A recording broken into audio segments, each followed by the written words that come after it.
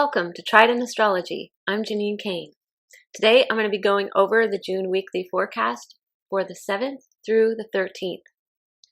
So we have a new moon solar eclipse at 19 degrees and 47 minutes of Gemini. It is conjunct both the moon and the sun. The luminaries are conjunct the ruler of Gemini, which is Mercury. So it's a very Mercurial solar eclipse. It's also this. The luminaries are also squaring Neptune. So this is bringing about new beginnings in mental and spiritual perception. And we'll talk a little bit more about that. Because of the intense mutability of this new moon solar eclipse, there's this rattling and mutable energy this week. So we're going to have some challenges to focus our attention.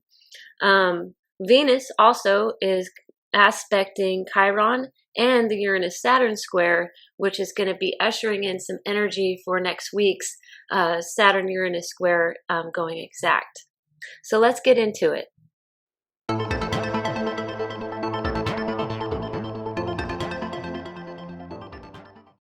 Okay, so let's get started here. So on, which is today, because I'm recording this a little bit late, such has been the energies for me, very scattered and such. So so I'm recording this on the day of this solar eclipse.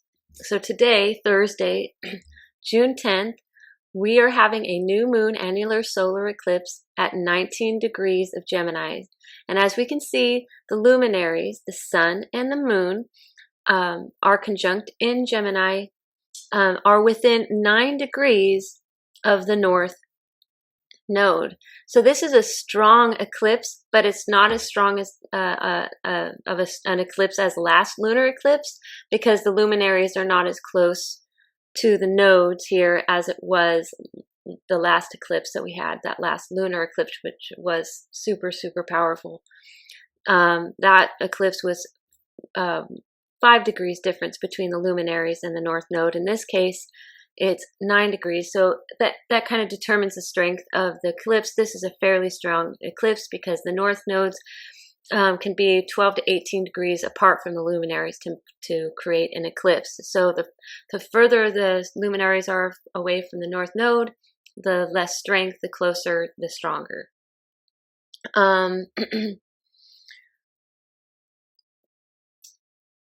So this is a strong eclipse, but it's not as strong as the last time. But there is a lot of a shifting and mutable energy associated with this eclipse because of the sign the luminaries are in, which is Gemini, and the number of planets in mutable signs during this eclipse, which include Jupiter, Neptune, Mercury, and the sun and moon, all in mutable signs, including the asteroids that are also in mutable signs, and that includes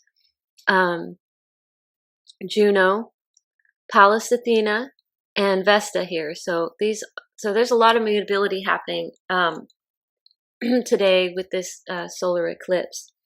So the two main aspects of this very energetic eclipse is first that the luminaries are conjunct the ruler of Gemini, which is Mercury, and they're conjunct by 1 degree difference here. As such, this is a very Mercurial eclipse. This means it's a very mental and mind-oriented eclipse. It's mutable and airy and has a lot of mental movement, a lot of mental energy. So think of a hurricane going on in the mind. So that is the energy of this eclipse. It's just going all over the place. It's like, whoo, you know. And so we all, at least those of us who are sensitive to it, may experience this kind of erratic mental shifts of perception. There may be a sense of ungroundedness, scatter-mindedness, and a lack of focus.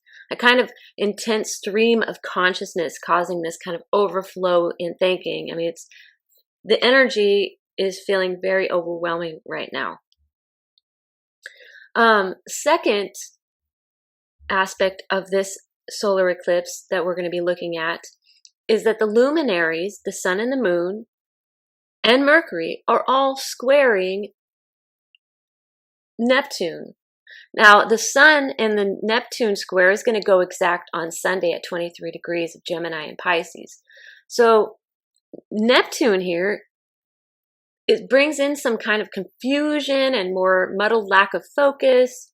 On the positive side of this, we are challenged to seek a spiritual connection to life and expand our perceptions in connection with the divine. But this can be very challenging because our minds are feeling kind of overwhelmed, and we have to really, it's going to take a little extra effort to get ourselves grounded. So many of us sensitive to this energy may feel rattled, a fluttering in our minds and bodies.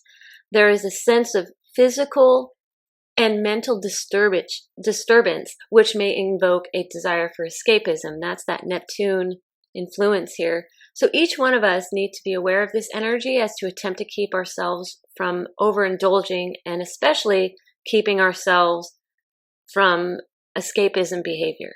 Because there might be a tendency for some of us to want to just escape the energy and not have to feel it. But growth comes from experiencing those things that are challenging and uncomfortable. So because the energy of this eclipse is so rattling, some of us may feel mental and emotional well-being is being challenged. So our emotional well-being is being challenged right now. It's most certainly not a good time for overindulging or escapism. So what we want to do is try to focus on healthy and healing activities that will help our minds and bodies to calm down, because there's just this sense of rattly intensity going on. So eclipses, because they illuminate the collective and individual growth and karmic path for all of us, that's what the north and the south nodes represent. So anytime the luminaries are next to the north nodes creating an eclipse, our karmic paths are illuminated. So this can bring about sometimes a growth conflicts and very uncomfortable feelings and sensations just overwhelming us. So a lot of things that we maybe are avoiding working on are going to come to the forefront. So it's just best to keep ourselves as centered as possible right now. It's going to be majorly challenging, and focus your willpower on healthy and productive habits. Okay, that's it for that. So on Friday, let's pull up that chart. So on Friday, June 11th, that's tomorrow, Mars is going to be entering into Leo from Cancer. So this conveyance from Cancer to Leo moves our energy and willpower, which is Mars, from home and feeling orientation to play, creativity, and self-expression. So with Mars in Cancer, you could have been feeling the last few weeks, whilst it's been there, feeling like our energy levels are just, low. We also may experience high emotional sensitivity. I know for myself, I've been feeling an intense amount of emotional overwhelm. Now with Mars shifting into Leo, our energy levels may regain momentum, so that's a plus for this week. We may find ourselves focusing on creative things that promote fun and enjoyment. Alrighty.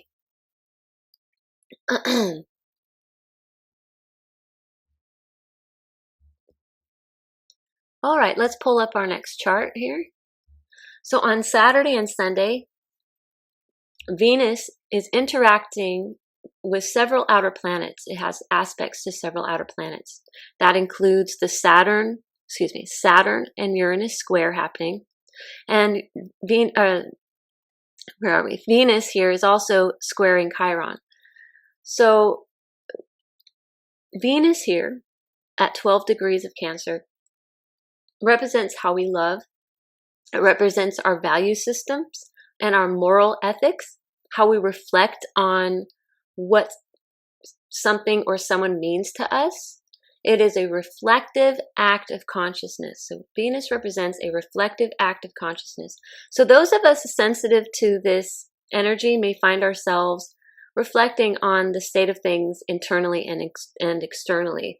So on a personal level, looking at the Venus squaring Chiron here, there may be an inclination to reflect on what has shaped our character, looking particularly at inner wounds that remain influential in our lives that require growth and personal development.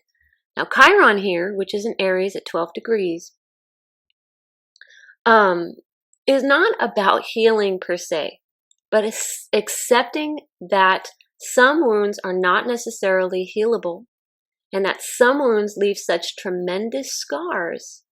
We just have to learn how to live with the burden of that challenge.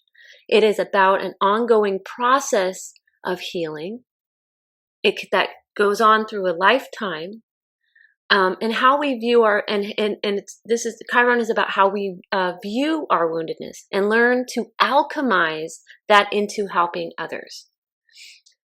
So with this Venus squaring Chiron, our inner woundedness, past trauma, things that we need to process are going to come to the forefront. With Venus aspecting the Uranus and Saturn square, which is going to go exact next week. This is going to be, so Saturn-Uranus square, this is an important synodic cycle between Saturn and Uranus. We've already had one exact square between the two. Now we're going to have our second exact square going next week. So with Venus aspecting the Uranus and Saturn here, it's kind of going to be pushing this energy toward reflecting on these archetypal dynamics between the Uranus and Saturn square. So we're called to reflect here with Venus sextiling Uranus and Venus quincunx Saturn. We are called to reflect on the ethical considerations of the rapid changes, that's Uranus, the rapid changes happening in technologically that is reshaping our society and our social milieu. That's the Saturn here. So how can we balance the challenge between the necessity of tradition, that's Saturn, and the need for invention, Uranus? So this week there's going to be things that are happening that will kind of move us into what our place is in the ethical considerations of the massive changes happening to our society. All right, so next week, our future highlights, we have Saturn-Uranus square. Like I said, this is the second of third, forming a T-square with the moon. We have Mars-Jupiter quincunx going exact, Sun-Pluto quincunx going exact next week.